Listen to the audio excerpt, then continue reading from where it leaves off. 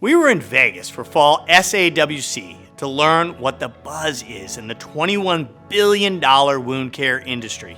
The big buzz was around what CMS would finally rule on tissue substitutes.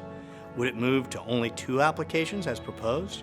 Well, there was a cacophony of comments, so that's not likely. And most of the people I spoke with thought it would be higher than that. Would there be A codes and not buckets? How would it affect utilization and, most importantly, care? Whatever happens, we know that healthcare is a business, and a business will follow the money. So there will be a lot of changes in the market. Now, we also saw 2 multi-billion-dollar privately held companies galvanize to focus their resources in this market. They're Milliken, the $2 billion textile chemical conglomerate, which is responsible for making things like Tide Blue and the very carpet the convention was held on. And they have combined their leverage core competencies to bring a large solution set to this space. Additionally, we saw the entrance of Trice Medical, which is a 500-year-old, yes, they were founded in 1660, $30 billion business that through their acquisition of ETS, whose unique bioreabsorbable glass fiber technology called Miragen, has shown exceptional clinical results. Both companies have begun to invest and reorganize to grab share as well as expand utilization in this key market.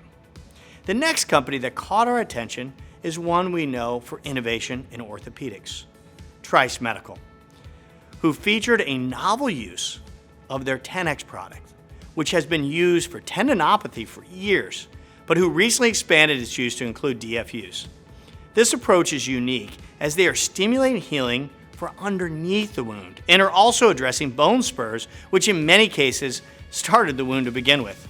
In a recent clinical study of 105 patients, it resulted in an incredible 96% healing rate with less than 5% reoccurrence.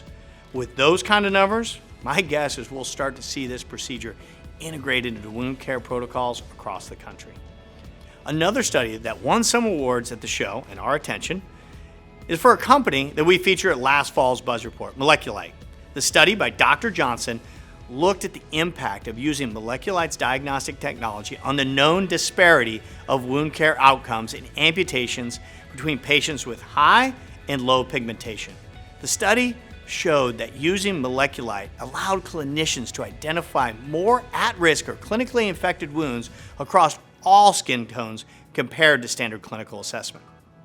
Now, the final company that caught our attention is BLUEWAVE Technologies, because they are addressing a major complaint in wound care centers and clinics, where a patient comes in for a fresh treatment with tissue and dressings, only to walk out with the same smelly and, more importantly, bacterial-covered boots or shoes they came in with. BLUEWAVE is able to solve this problem by utilizing an ultralight 23-pound unit that generates concentrated ozone, killing 99% of bacteria and eliminating odor in a fast, simple, and safe method. My prediction is that we'll start to see this unit in every large volume clinic and center in the country. Though some big players like Smith & Nephew and Medline didn't make the event, the floor was packed with clinicians learning about the newest techniques and the buzz in this rapidly growing, evolving wound care market. I know there was some buzz we missed, so comment below and let us know. We truly hope this helps you keep a finger on the pulse of this key market, ensure that we are fulfilling our mission of improving lives with great people and great companies. Thank you.